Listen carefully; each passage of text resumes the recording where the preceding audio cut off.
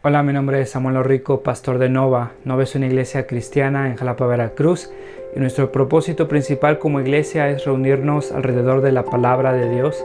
Creemos que Dios a través de su palabra es como transforma a su pueblo.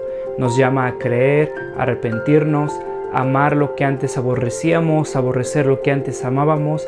Y entonces, antes de empezar con esta prédica, déjame recordarte un par de cosas. El propósito principal para subir estas predicaciones en línea es para aquellos comprometidos con una iglesia local que no pudieron asistir por cualquier razón a su iglesia este domingo. Estas predicaciones son un recurso para nosotros, para poder crecer, para poder escuchar la palabra de Dios. Sin embargo, creemos que un cristiano no puede existir sin una iglesia. Creemos que el contexto bíblico en el cual el cristiano crece y se sustenta como cristiano por la gracia de Dios es a través de su iglesia local, sometiéndose a un liderazgo local, amándose unos a otros, sirviéndose unos a otros, perdonándose unos a otros. Un cristiano no puede vivir su vida cristiana simplemente consumiendo predicaciones en una pantalla de su televisión, de su computadora. Entonces te animamos a comprometerte con una iglesia local. Si no pudiste asistir a una iglesia este domingo, nos da gusto que estés viendo este video. Disfrútalo, nuestra oración es que te sea de bendición. Sin embargo, si no te has comprometido con una iglesia local, mi oración es que puedas comprender que el amor de Dios se refleja en medio de su pueblo, mostrándose en la iglesia local.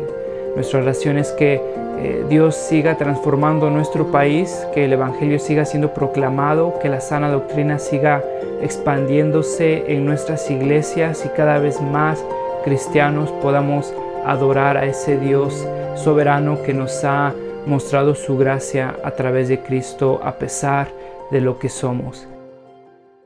Buenos días. Entonces empezamos la semana pasada la serie de Primera de Pedro y quiero con ustedes ver esta porción, repasar los versículos que vimos la semana pasada, y sería a veces muy de beneficio para aquellas personas que viajan a otro país tener un manual de cómo es que han de comportarse en otro país.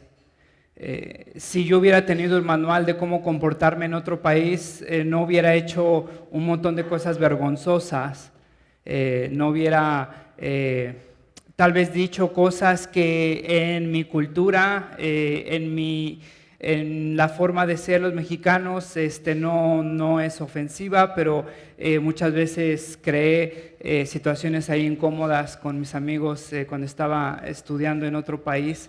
Me acuerdo un día que mis papás fueron a visitarme ahí a la ciudad donde estaba estudiando, y en Estados Unidos no tienes permitido, está prohibido, de hecho te multan, te ponen una multa algo grande si vas a un lugar, a un establecimiento donde hay comida y entonces le llaman double dipping, o no puedes dipear o meter tu totopo a la salsa por segunda vez. Tienes que agarrar otro totopo cuando estás compartiendo la misma salsa en el mismo lugar. Un día los llevé a un pueblito, este pueblito tenía una tienda muy padre donde había muchas salsas, y entonces ahí en grande decía, no se vale, no puedes meter tu totopo por segunda vez a la misma salsa, y ahí abajo la advertencia y la multa.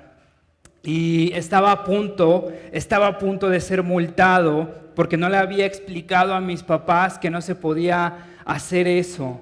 Y ya con la pena nos salimos sin que nadie se diera cuenta. Hubiera sido muy padre que mis papás hubieran sabido cómo comportarse en otro país. Mi esposa tuvo un montón de problemas al llegar aquí a México por cosas que no entendía del país. Ya después me di cuenta y le tuve que explicar algo que ella no entendía, era lo que significa ahorita. Cuando alguien le decía, ahorita nos vemos, ella se ponía nerviosa, estresada, dejaba todo lo que iba a hacer, y entonces ella estaba lista ahí en la puerta para esperar a esa persona, y a veces estaba media hora, 1 hora, 2 horas, y entonces estaba frustrada porque no entendía lo que la palabra ahorita quería decir. Y yo le expliqué que el mexicano utiliza la palabra ahorita para un montón de cosas. Lo utilizamos para decir en un rato, cuando pueda, si me acuerdo. Lo utilizamos para dar el avión. Tenemos un montón de usos de esa palabra ahorita, y mi esposa no entendía como extranjera esa palabra, y hubiera sido de beneficio que yo le explicara lo que significa esa palabra ahorita. Mi esposa no había visto cucarachas antes de llegar a México, no sabía qué era, no sabía si se le iban a comer, nunca había visto una cucaracha, nunca había visto cucarachas tan grandes como las que tenemos. En ese momento yo me empecé a sentir orgulloso, no sé por qué, pero le empecé a decir, uy, eso no es nada, habrías de ver las que encontraba cuando era chiquito. Pero no sabía lo que era una cucaracha, no sabía cómo matarlas, no sabía cómo deshacerse de ellas. Sentía que no podía vencer a las hormigas una vez que entraban a la casa, no sabía qué hacer y cómo deshacerse de esas hormigas. Y fue hasta que alguien le explicó a mi esposa lo que podía o no podía hacer, lo que significaban ciertas palabras, lo que podía hacer para deshacerse de las cucarachas, para deshacerse de las hormigas. En otras palabras, mi esposa necesitaba que le explicaran cómo es que un extranjero vivía en esta cultura donde apenas ella era introducida. Lo que hace Pedro en este capítulo, lo que hace Pedro en esta porción es explicarnos lo que hace el extranjero viviendo su peregrinaje como cristiano. Cómo es que el cristiano vive como extranjero, siendo ciudadano del reino, poniendo su corazón en las promesas que Dios le ha dado. Cómo es que el cristiano vive como extranjero. Y entonces vimos el contexto de primera de Pedro, ¿te acuerdas?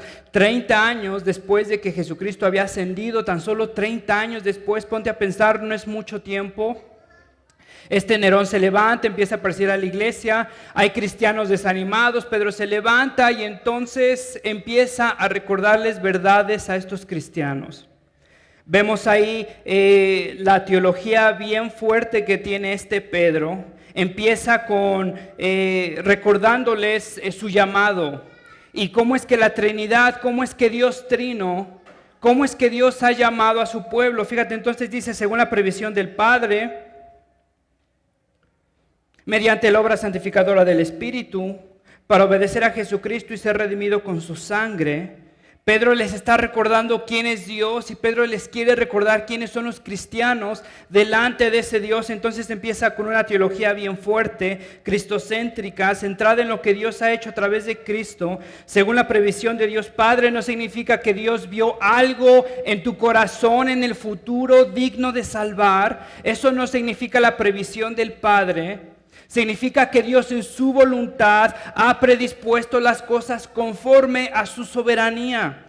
Que Dios sabe lo que pasó en el pasado, Dios sabe lo que pasa en el presente, Dios sabe lo que pasa en el futuro. Y Dios sabe lo que pasa en el futuro porque se ha decidido, ha dispuesto a salvar a su pueblo. No significa que entonces vio algo digno en alguno de nosotros y entonces se decidió salvarnos porque vio algo bueno en nuestro corazón ahí en el futuro. Esa palabra, si después tienes tiempo, ve ahí a Hechos 2:23, cuando Pedro está hablando de cómo es que Cristo fue crucificado y dice, fue entregado según el determinado propósito, es la misma palabra, determinado propósito y previo conocimiento de Dios. Fíjate, mediante la obra santificadora del Espíritu, nos habla, nos recuerda una vez más en medio de este sufrimiento que el cristiano está viviendo, que son santificados por medio del Espíritu Santo. Quiero que te des cuenta que la fe que el cristiano muestra es hasta el último, cuando Dios se ha predispuesto a salvarnos, cuando Dios ha santificado a su pueblo con el Espíritu Santo. Entonces, fíjate, para obedecer a Jesucristo y ser redimidos por su sangre. En otras palabras, hay un orden de salvación.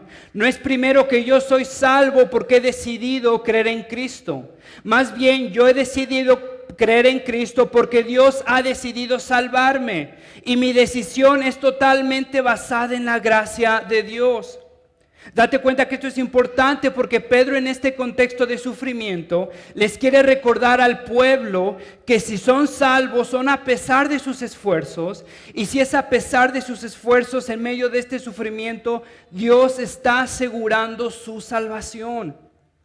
La teología no simplemente son palabras interesantes para hinchar cabezas. Pedro quiere tocar el corazón de este pueblo que está en sufrimiento y les quiere recordar que en medio de este sufrimiento no son olvidados. Dios ha predispuesto desde antes de la fundación del mundo salvar a aquellos quien Él ha decidido salvar mediante la santificación del Espíritu, no mediante mis esfuerzos, no mediante mis disciplinas, más bien mi esfuerzo es un fruto de esa gracia que Dios me ha dado. Fíjate entonces que soy salvado por la soberanía de Dios, por la santificación del Espíritu Santo. Fíjate que soy salvado con un propósito para obedecer a Jesucristo y ser redimido con su sangre. Es la base, el fundamento de mi salvación. El Espíritu son los medios. Dios Padre es el inicio de mi salvación. En el versículo 3 empezamos ahí a ver la doxología o la adoración de Pedro. Date cuenta que Pedro empieza a alabar a Dios en el versículo 3, justo después de que Pedro les ha recordado el Evangelio a los cristianos. En otras palabras, algo que te había dicho antes, la teología del cristiano es el fundamento para su doxología.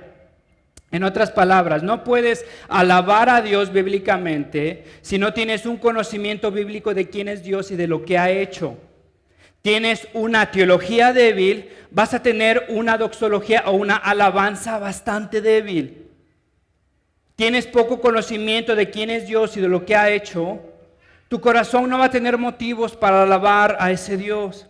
Tienes una teología fuerte bíblica, centrada en Cristo, vas a tener una adoración centrada en Cristo. Tienes una teología fuerte, tienes una adoración fuerte. Tienes una teología débil, vas a tener una adoración bastante débil. Bastante débil tal vez basada en sentimientos pasajeros, no en verdades arraigadas en las Escrituras. Y lo que Pedro está haciendo en este momento, les está recordando el Evangelio. Y cuando les recuerda el Evangelio, entonces alaba a Dios, salvado sea Dios, Padre nuestro, Señor Jesucristo. ¿Por qué alaba a Dios? ¿Por qué alabamos a Dios? ¿Por qué estás esta mañana sentado aquí mientras puedes hacer cualquier otra cosa? ¿Cuáles son tus razones para alabar a Dios? Las razones de Pedro, fíjate, porque nos ha hecho nacer de nuevo mediante la resurrección de Jesucristo. Conozco el Evangelio, conozco a Dios, mi adoración es genuina, es real, es natural, es inevitable. Fíjate en el versículo 3, la segunda parte, por su gran misericordia. ¿Te das cuenta que el centro es Cristo, es Dios y su misericordia, no mis esfuerzos, no la bondad del ser humano, no el potencial del ser humano? Entonces, ¿te acuerdas? Pedro nos recuerda que a partir de eso, por su gran misericordia, nos ha hecho renacer una esperanza viva, incontaminada, inmarchitable. Esta la compara con los sufrimientos que dice que son por un tiempo. Tenemos una herencia duradera en comparación con los sufrimientos que son por un tiempo. Fíjate en el versículo 6 dice, por eso es nuestro motivo de alegría que aunque estemos sufriendo, tenemos una herencia. Date cuenta que en el versículo 6 dice, aunque ustedes están pasando por diversas pruebas, se alegran. Y no pases demasiado rápido este versículo. Pedro le está diciendo al pueblo de Dios que se alegran en medio de diversas pruebas. ¿Por qué? Porque Dios les ha dado una herencia que no se compara a los sufrimientos que ellos están experimentando. Entonces tienen una herencia, son probados en sufrimiento, su sufrimiento temporal los fortalece, su sufrimiento temporal tiene una esperanza duradera. Date cuenta que Pedro les está diciendo que el sufrimiento del cristiano es inigualable, es como ningún otro. El cristiano no se derrumba en la decepción. El cristiano no camina bajo sentimientos pasajeros de ilusiones que él solamente se ha prometido. El cristiano sabe que aunque puede cruzar el valle de sombras de muertes, aunque puede ser diagnosticado de algo que jamás quiso, Aunque el cristiano se encuentre en situaciones que él ni siquiera puede explicar en medio de ese dolor, sabe que su sufrimiento es temporal, que su sufrimiento no se compara a la herencia que Dios le ha dado, y más aún su sufrimiento Dios lo redime para fortalecer su fe, porque si entonces el oro es purificado, ¿te acuerdas el argumento de Pedro? Cuanto más nuestra fe, que es mucho más valiosa. Entonces el cristiano en medio del sufrimiento tiene una esperanza, tiene un propósito, tiene una promesa. El cristiano puede enfrentar el sufrimiento como ninguna otra persona. El cristiano no esconde su cabeza en medio del sufrimiento. El cristiano no vive decepcionado, angustiado en medio del sufrimiento. Aunque vive y le duele el sufrimiento, se aferra a lo que Dios ha hecho. Ahora es interesante que esta epístola es un grito de despertar a muchas iglesias. Te diría, sin duda, a la iglesia contemporánea de hoy. Te diría al cristianismo plástico en el cual muchos de nosotros vivimos o del cual muchos de nosotros salimos. Date cuenta que el argumento de Pedro es que el cristiano va a sufrir y que no hay una fe verdadera sin sufrimiento. Que la fe verdadera inevitablemente va a traer sufrimiento. Si no me crees, regresa a los versículos que acabamos de leer. Pedro después dice, si no me crees, en el capítulo 4, versículo 12, queridos hermanos, no se extrañen del fuego de la prueba que están soportando como si fuera algo insólito. El llamado del cristiano no es el llamado a parar de sufrir. El llamado del cristiano es venir a Cristo y morir a sí mismo. Date cuenta que esto se opone radicalmente a mucho del cristianismo contemporáneo, del cual nuestros corazones gravitan y son alimentados. Date cuenta que esto se opone radicalmente a ese cliché de Dios tiene un plan para ti. Usualmente ese plan es de prosperidad, ese plan es de comodidad. Si no me crees, fíjate lo que Jesús le dice a sus discípulos, Juan capítulo 15, versículo 18. Si el mundo los aborrece, tengan presente que antes de a ustedes me aborreció a mí. Si fueran del mundo, el mundo los amaría como a los suyos. Pero ustedes no son del mundo, ¿te acuerdas? Somos extranjeros. Sino que yo los he escogido de entre el mundo, por eso el mundo los aborrece. Recuerden lo que yo les dije, ningún siervo es más que su amo. Si a mí me han perseguido, también a ustedes los perseguirán.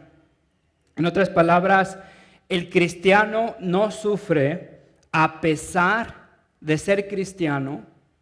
Más bien el cristiano sufre precisamente por ser cristiano, porque vive como extranjero, porque sus valores no son los valores del país en el cual está habitando, porque sus sueños y sus anhelos son totalmente foráneos, porque su corazón está puesto en algo que está radicalmente opuesto al reino de Dios al cual el cristiano pertenece.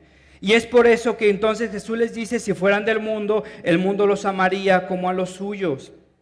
Ahora, si no te convenzo, fíjate, vamos allá a 2 de Timoteo capítulo 3, versículo 12. Ahí habla el apóstol Pablo, dice, y en verdad, todos los que quieren vivir piadosamente en Cristo Jesús serán perseguidos. El cristianismo no es la promesa de Dios de darte una vida libre de sufrimiento. El cristianismo no es la promesa de Dios que si tienes suficiente fe, no vas a sufrir de cáncer. No vas a perder tu trabajo. Tus hijos jamás se van a enfermar. El cristianismo no es la promesa que Dios te va a librar del sufrimiento. Es más, la fe del cristiano lo va a llevar a sufrir como Cristo sufrió, porque fue rechazado por el mundo. Ahora, no sé ustedes, pero están escuchando esto y tal vez dicen, qué chafa, qué decepcionante, qué deprimente. Te quiero preguntar, ¿para qué llegaste a Cristo? ¿Para qué empezaste a ir a una iglesia? ¿En verdad fue por Cristo o por los beneficios que tú pensaste que Dios te iba a dar en Cristo? Porque verás, si el cristiano en verdad ha sido transformado por la gracia de Dios, si el cristiano sabe lo que Pedro le dijo en los primeros versículos, que tiene una herencia inconmovible, inmarchitable, el cristiano entonces pone su corazón ahí, ¿no es cierto? Porque esa herencia es mucho mejor que cualquier cosa que le prometan al cristiano. Entonces el cristiano viene a Dios por Dios, no por los beneficios prácticos que el cristiano piensa que el cristianismo va a producir en su vida. Y sé que muchos de ustedes me están escuchando ahorita y entonces tal vez se están enojando porque han crecido en contextos donde piensan que por seguir unos pasos, unos principios cristianos, ahora su vida va a ser totalmente transformada. Y muchos de ustedes viven decepcionados con el cristianismo porque ya después de hacer estos principios, ya después de ir a la cochina iglesia, ya después de dar lo que me sobra, todavía mi vida no es transformada como el pastor que me dijo que estos 12 principios iban a transformar mi matrimonio. Pero ¿qué si Dios no te llamó a la iglesia para transformar tu matrimonio, pero te llamó para transformarte a ti? Y ese es el propósito del cristianismo. Ser reconciliado con el Padre, que tu corazón conozca a Cristo, que tu corazón sea asombrado por las promesas que Dios te ha dispuesto en Cristo. Y ahora el cristiano en medio del sufrimiento está dispuesto a vivir como extranjero porque sabe que la herencia que tiene no se compara a los sufrimientos que pueden venir a causa de su fe. Entonces, Pedro les recuerda que son extranjeros, que tienen una herencia, que en medio de su sufrimiento tienen una esperanza, hay un propósito para su sufrimiento. Y ahora en el versículo 3 empieza por eso. Quiero que te des cuenta la primera palabra que vemos ahí, por eso. ¿Por eso qué? Pues por lo que nos acaba de decir anteriormente. Porque tenemos una herencia inmarchitable, incorruptible, porque somos renacidos a una esperanza viva, porque fue Dios el Padre que nos llamó desde el principio de la fundación del mundo, porque fuimos santificados por el Espíritu Santo, porque por su misericordia nos ha llamado a obediencia por el derramamiento de Jesucristo. Por eso, date cuenta que Pedro nos llama a vivir nuestra vida cristiana ya después de que nos dice quiénes somos. Pedro nos recuerda cuál es nuestra identidad como cristianos, quiénes somos delante de Dios, y ahora nos está invitando a vivir como cristianos delante del mundo, porque tenemos una realidad, tenemos una identidad totalmente nueva. Entonces dice, por eso, porque nos mostró su misericordia. Y entonces vamos a ver cuatro cosas bien cortitas, 4 cosas que el cristiano hace viviendo como extranjero, ¿sale? La primera va a ser: el cristiano espera y el incrédulo se conforma. El cristiano espera, el incrédulo se conforma. La segunda es: el cristiano es santo, el incrédulo es moldeado. La tercera: el cristiano ama, el incrédulo utiliza. El cristiano crece. La cuarta: y el incrédulo se estanca. Otra vez te las voy a leer para que no te pierdas, ¿va? El cristiano espera, el incrédulo se conforma. El cristiano es santo, el incrédulo es moldeado. El cristiano ama, el incrédulo utiliza. El cristiano crece, el incrédulo se estanca. Vamos a ver a la primera de forma rápida. Fíjate, versículo 23. Dispónganse para actuar con inteligencia. Por eso, dispónganse para actuar con inteligencia. Tengan dominio propio. Pongan su esperanza completamente en la gracia que se les dará cuando se revele Jesucristo. Ahora fíjate lo que está haciendo aquí Pedro. Nos está dando un imperativo. Ese imperativo está ahí en la segunda parte. Dice: pongan su esperanza. Es una orden que el apóstol está dando a la iglesia. ¿Qué es lo que la iglesia debe de hacer? ¿Qué es lo que el cristiano debe de hacer viviendo como extranjero? La primera cosa es poner su esperanza en la gracia. Y Pedro describe cómo es que el cristiano pone su esperanza en la gracia. Fíjate, nos los deja para que no nos perdamos. Ponemos nuestra esperanza en la gracia, disponiéndonos para actuar con inteligencia y teniendo dominio propio. ¿Cómo es que el cristiano pone su esperanza en la gracia? Actuando con inteligencia, o en otras palabras, siendo sabios. Y la segunda, teniendo dominio propio. Fíjate que esta palabra, su esperanza, pongan su esperanza, no está hablando de una idea abstracta de esperar algo que quién sabe si va a ocurrir. Muchos de nosotros decimos, bueno, espero que no llueva el día de mañana. Ahora, tus esperanzas son totalmente irrelevantes en lo que va a pasar mañana. Espero que el América gane el campeonato. Bueno, lo que yo espero es totalmente irrelevante a lo que va a pasar en el campeonato. Estoy hablando de un sueño, de una esperanza que no tiene fundamentos. La esperanza en el Nuevo Testamento, ¿cómo se define? Es una seguridad de algo que va a acontecer. Cuando entonces el apóstol Pedro le está diciendo a los cristianos pongan su esperanza, les está diciendo que pongan su confianza en algo que sin duda va a ocurrir. Y esa cosa que va a ocurrir es la gracia de Dios cuando Cristo se revele.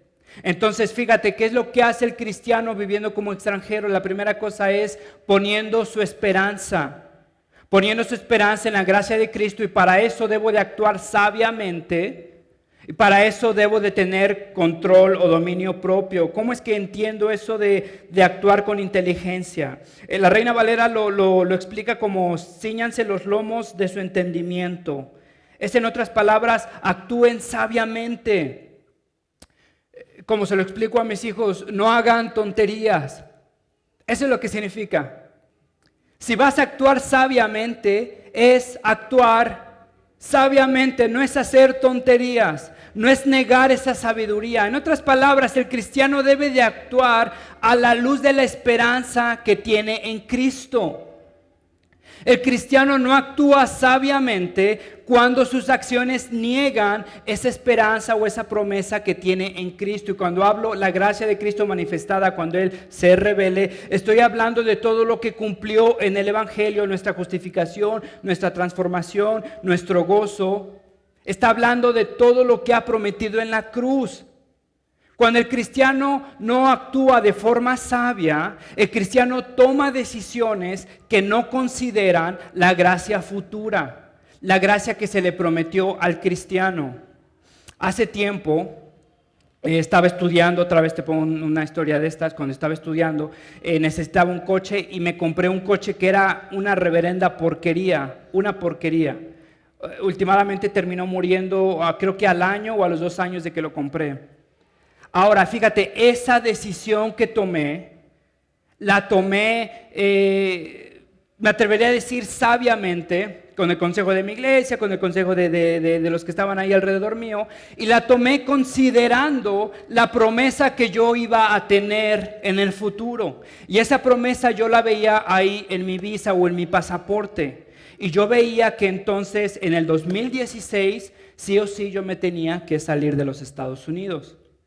Y para mí hubiera sido bastante irracional comprar o endeudarme con un préstamo o con unos pagos para comprarme un coche mejor, cuando últimamente yo no pertenecía a ese lugar y yo me tenía que salir de ese lugar, y ese coche se iba a quedar ahí, alguien se lo iba a robar o yo lo iba a mal vender. Iba a ser un desperdicio de mis recursos, iba a ser una mala decisión.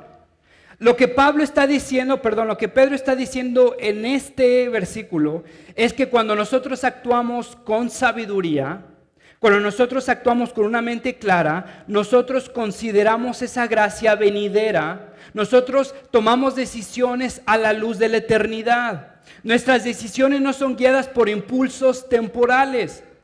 Nuestras decisiones son guiadas por la realidad de que no pertenecemos a este mundo. Es lo que Pablo está diciendo ahí, lo que Pedro está diciendo ahí. Por eso, porque tenemos una herencia, dispónganse para actuar con inteligencia.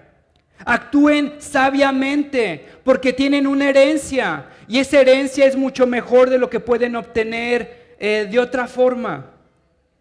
Entonces, fíjate, ¿cómo es que pongo mi esperanza en la gracia? Actuando sabiamente, actuando con inteligencia.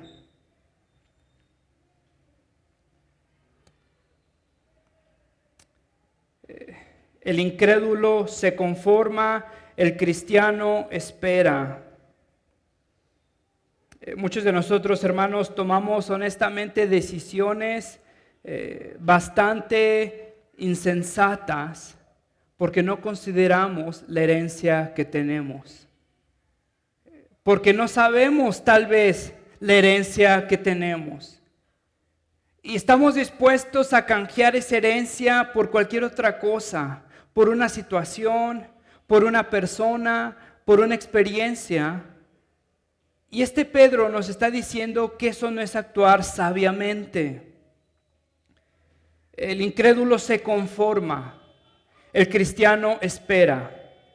El cristiano espera por algo mejor, el cristiano espera por la gracia revelada en Cristo. En otras palabras, el cristiano no compra un coche de lujo porque sabe que lo va a dejar. El cristiano compra un coche usado, y no estoy hablando literalmente, por Dios, ahorita no salgan diciendo que bueno, el cristiano no compra coches de lujo. Estoy hablando que el cristiano, en mi contexto, en mi ilustración, no toma decisiones sin considerar lo que tiene en Cristo. Que el cristiano se conforma muy fácil con algo que lo satisface en el momento y niega lo que ha tenido en Cristo. ¿Sale? Entonces la primera es actuar sabiamente, la segunda es teniendo dominio propio. ¿Cómo es que pongo mi esperanza en la gracia? Teniendo dominio propio. Fíjate cómo es que describe esta idea de dominio propio. Lo opuesto de dominio propio literalmente es sobrio. En otras palabras, cómo se describe a una persona sin dominio propio en la Biblia. Esa palabra, cuando dices ahí sin dominio propio, es una palabra que significa ebrio. Cuando alguien está ebrio, no tiene dominio propio, no puede tomar decisiones sabias, no puede tomar decisiones controladas. Lo que Pedro está diciendo es que el cristiano no se deje intoxicar por cualquier cosa que lo distraiga de la esperanza que tiene en Cristo. Y no estoy hablando literalmente de que si el cristiano toma alcohol o no toma alcohol. Este no es el punto en este versículo. Estoy hablando, Pedro está diciendo que cualquier cosa que intoxique tu corazón, que distraiga tu corazón de las promesas que tienes en Cristo. ¿Cómo pones tu esperanza en la gracia? Tomando decisiones sabias, considerando la gracia que tienes, teniendo dominio propio, considerando la gracia que tienes. Hace tiempo un amigo compró, no me lo vas a creer, gastó 6,000 pesos en pizzas cuando estaba borracho. Para él solo. Estaba ahí en su casa, estaba borracho y decide comprar 6,000 pesos en pizzas. Es una decisión ebria. Es una decisión sin dominio propio. No es una decisión racional. Es una decisión intoxicada. Entonces Pedro nos está diciendo: el cristiano toma decisiones sobrias, con dominio propio, poniendo su gracia en Cristo, en la gracia que será revelada cuando Cristo se revele. Te diría cómo es que el cristiano intoxica su corazón, su mente, cómo el cristiano se distrae de la gracia que tiene en Cristo. Y esto es para mí también, redes sociales. Es una cosa, ¿has sentido? Yo lo he sentido, aquí yo estoy abriendo mi corazón. ¿Has sentido cuando has estado tanto tiempo así como moviendo tu dedo en las redes sociales que después tu cerebro está todo así como no sabes ni dónde estás, no sabes ni qué pasó, ya te salió una joroba, de pronto te acuerdas, te ubicas en tiempo y espacio y te acuerdas que eres un ser humano que tiene responsabilidades en este tiempo y tienes que luchar, mi corazón pasa por eso, tienes que luchar por ese descontento de la situación que viste a ese influencer o lo que sea viviendo su vida. Yo estoy aquí, mi sillón está mugroso, tiene hoyos, yo tengo responsabilidades, ¿qué voy a hacer? ¿No te ha pasado eso? Cuando estás intoxicado por redes sociales, cuando estás influenciado, tu corazón ha sido influenciado o intoxicado y te has olvidado de lo que es ser cristiano, de lo que es ser importante, de lo que es tu herencia en Cristo. Bueno, pues Pedro está hablando de eso. Ahora ponte a pensar, ¿qué cosas te intoxican a ti para que empieces a ver las promesas de Dios de forma cada vez más lejana, menos reales? Si son redes sociales, si son relaciones personales, si son rutinas. El cristiano espera en la gracia, el incrédulo se conforma. El cristiano pone su esperanza en la gracia que Cristo le ha dado y toma decisiones basadas en esa gracia, toma decisiones influenciado por esa gracia. El incrédulo se conforma. Fíjate la segunda, el cristiano es santo. ¿Y cómo es que describe lo que es ser santo? Describe lo opuesto. Fíjate, más bien sean santos ustedes en todo lo que hagan, como también es santo que nos llamó, pues está escrito, sean santos porque soy santo. Versículo 14 nos explica, no se amolden a los malos deseos que tenían antes, cuando vivían en la ignorancia. Y cuando hablo de este versículo 15, sean santos, no sé si te pasa que honestamente lo sientes tan lejano. Muchas veces lo sientes tan aburrido, el ser santo, lo sientes como una imposición al cristiano que tiene que ser santo. Pero date cuenta que el ser santo es una invitación de Dios a experimentar un gozo muchísimo mejor. Que cada uno de los mandamientos que Dios nos ha dado no es un aguafiestas, es una promesa de un gozo muchísimo mejor. Y entonces cuando el cristiano está leyendo estos versículos y se siente tan alejado de la santidad de Dios y de desear la santidad de Dios, es precisamente porque su corazón está intoxicado, porque se ha alejado de la gracia que Dios le ha prometido. ¿Te das cuenta? Ahora su corazón no puede probar la santidad de Dios. Su corazón ve la santidad de Dios como un peso, como una carga, como un aguafiestas. Pero cada mandamiento es una promesa de un gozo mejor. Cuando Dios condena algo y cuando Dios promete algo es porque quiere lo mejor para su pueblo. Cuando Dios prohíbe algo es porque Dios desea lo mejor para su pueblo. Porque no quiere que te conformes con algo, quiere que experimentes algo muchísimo mejor. Y entonces este versículo quiero que le veas como una invitación de Dios a experimentar un gozo mucho mejor. Sean santos porque yo soy santo. No se amolden a los malos deseos. El cristiano es santo, el incrédulo es moldeado. Es moldeado en sus deseos, es moldeado en sus prioridades, es moldeado en sus anhelos, es moldeado en lo que encuentra gozo, es moldeado en lo que hace. No significa que el cristiano es un ermitaño que termina odiando todo. Significa que el cristiano tiene deseos diferentes y el cristiano vive en gozo.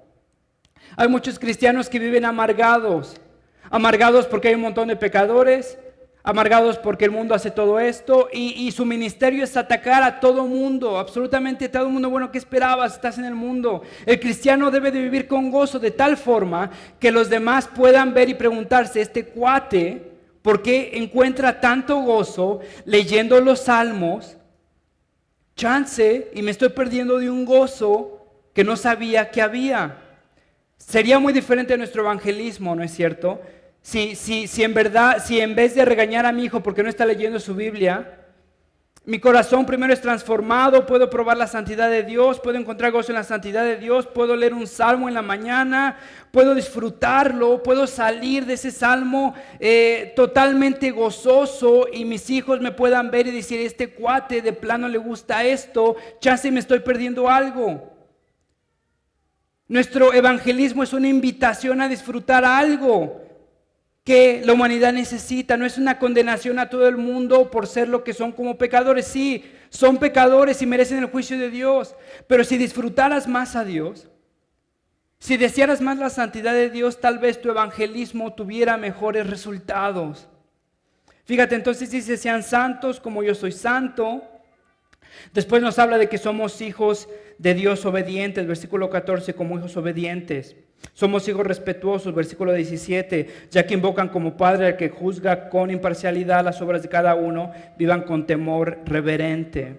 Somos hijos redimidos, versículo 18, como bien saben ustedes, fueron rescatados de la vida absurda que heredaron de sus antepasados. El precio de su rescate no se pagó con cosas perecederas como el oro o la plata, sino con la preciosa sangre de Cristo. ¿Te das cuenta cómo es que este Pedro está moviendo el corazón de los cristianos? No por culpa, sino por agradecimiento. ¿Por qué van a ser santos? Porque fuimos comprados. Y fuimos comprados con la sangre de nuestro Señor. ¿Te das cuenta que Pedro no evangeliza como muchos de nosotros con bibliazos nada más? Pedro les presenta a ellos el precio que Dios ha pagado por ellos a pesar de lo que son. Pedro los trata de mover a través del gozo, a través del agradecimiento. Somos hijos obedientes, somos hijos respetuosos, somos hijos redimidos. Después, el cristiano ama mientras el mundo utiliza. No me conformo al mundo porque no me quiero parecer al mundo, me quiero parecer a mi papá que dio su vida por mí. No me quiero parecer al mundo, me quiero parecer al Padre que me ha redimido con la sangre de su Hijo. No me quiero parecer al mundo, quiero seguir los pasos de aquel que murió por mí. No quiero parecerme al mundo, quiero disfrutar de ese gozo que Cristo tiene en la presencia del Padre. Por eso es que no me quiero parecer al mundo. Es lo que Pedro les dice. Entonces, el tercer punto, Cristo ama, el incrédulo utiliza. Fíjate, el versículo 22 dice, ámense de todo corazón los unos a los otros. Ámense de todo corazón. Le está hablando a extranjeros, le está hablando a cristianos, quiere que actúen como cristianos. Ámense de todo corazón los unos a los otros.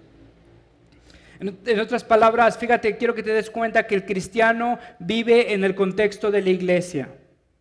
Que el cristiano no puede amar a los demás si vive vidas aisladas. El cristiano no puede crecer como cristiano si está sin relaciones alrededor suyo. Que como un cristiano crece es a través del amor hacia las demás personas. Que no hay en la Biblia una idea tal cual como un cristiano individualista. Que este llamado de amarse unos a otros se da en el contexto de la iglesia. Y para amarse unos a otros necesitas hermanos que son difíciles de amar, como tú, viviendo alrededor tuyo. ¿Te das cuenta entonces que no hay un contexto individualista como extranjero? ¿Te das cuenta que no puedes ser transformado viviendo a solas? Que el medio por el cual Dios te transforma es por el medio que Dios ha provisto en su iglesia. Que para perdonar necesitas ser ofendido. Que para recibir perdón necesitas ofender. Que para amar necesitas personas difíciles de amar viviendo a tu alrededor. Viviendo como extranjero. Pedro les está diciendo, no tienen a nadie en este mundo, las relaciones que tienen son ustedes, porque son unidos por la misma promesa. Me atrevería a decir que las relaciones más cercanas del cristiano deberían de ser sí o sí las relaciones que vive con su iglesia local. No significa que no tenga relaciones afuera, pero si estás unido por las mismas promesas, si estás viviendo como extranjero en la misma embajada o en la misma iglesia de ese reino de Dios, inevitablemente tus relaciones tienen que ser arraigadas con las personas que viven ese peregrinaje contigo, ¿no es cierto?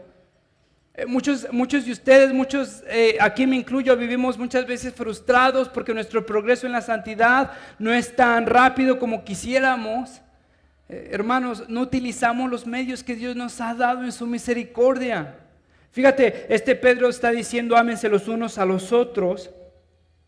Versículo 22 nos da la razón por qué han sido purificados, obedeciendo a la verdad y tienen un amor sincero con sus hermanos. En otras palabras, si en verdad has sido purificado y si en verdad tienes un amor sincero por tu hermano, vas a amar de todo corazón a los unos a los otros. Si en verdad, sí es cierto que has experimentado el amor de Dios, sí o sí, vas a amar a los demás. ¿Te das cuenta cómo es que vive el cristiano como extranjero? El cristiano vive esperando, no se conforma. El cristiano es santo, no es moldeado. El cristiano ama, no utiliza. Fíjate entonces cómo es que vamos al cuarto, al último punto. El cristiano crece, no se estanca. Fíjate, ya con esto termino. Fíjate el versículo 1 del capítulo 2 de Pedro. Dice, por lo tanto, abandonando toda maldad y todo engaño, hipocresía, envidias y toda calumnia, Deseen con ansias la leche pura de la palabra. Quiero que te des cuenta que Pedro está describiendo a aquellas personas que no viven con un amor hacia las demás personas. Por lo tanto, abandonen toda maldad, todo engaño, hipocresía, envidias y toda calumnia. Quiero que te des cuenta que estos adjetivos, que estas descripciones son cosas que afectan a la comunidad. El cristiano ama, el incrédulo utiliza. Aquellas personas que utilizan a otras personas viven en engaño, engañando a las personas, viven en hipocresía, actuando al amor que no lo tienen para utilizar a las demás personas, viven en envidias, deseando lo que no tienen de las demás personas, viven en toda calumnia, hablando mal de las personas. Fíjate, el cristiano entonces dice, deseen con ansias la leche de la palabra como niños recién nacidos. Así por medio de ella crecerán en su salvación, ahora que han probado que el Señor es bueno. Entonces el cristiano no se estanca, el cristiano crece como extranjero, el cristiano vive como extranjero, el cristiano no se amolda al mundo porque quiere parecerse al Padre que lo ha amado, el cristiano vive en santidad porque Dios es santo, el cristiano no se conforma con lo que el mundo le ofrece, sino el cristiano espera por algo mucho mejor. Y fíjate, quiero cerrar con este versículo. Ahora que han probado lo bueno que es el Señor.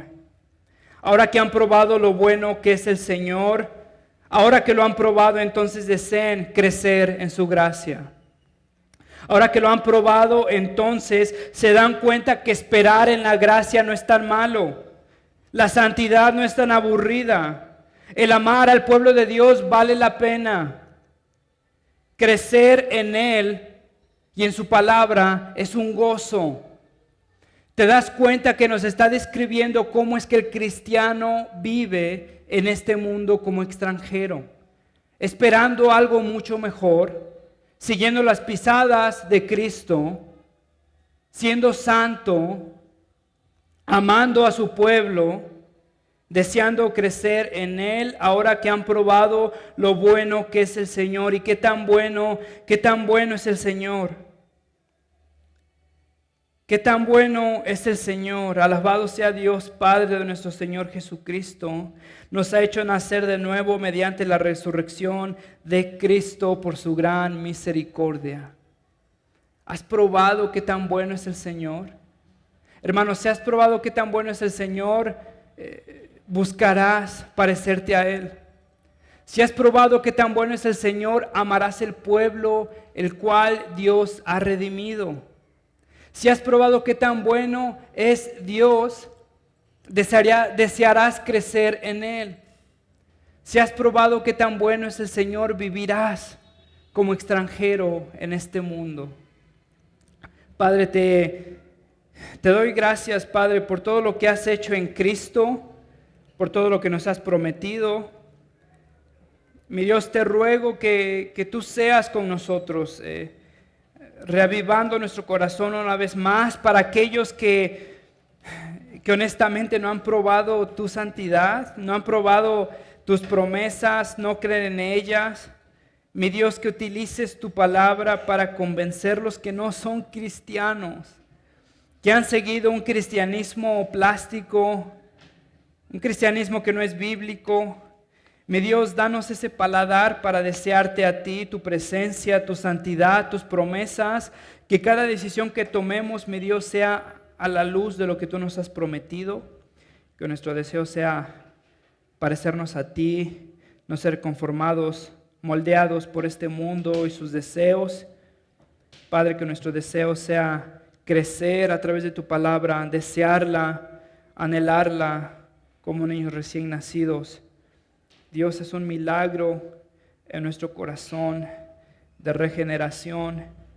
Padre, que amemos lo que antes odiábamos, que odiemos, Padre, lo que amamos. Te lo ruego, Padre, en Cristo Jesús. Amén.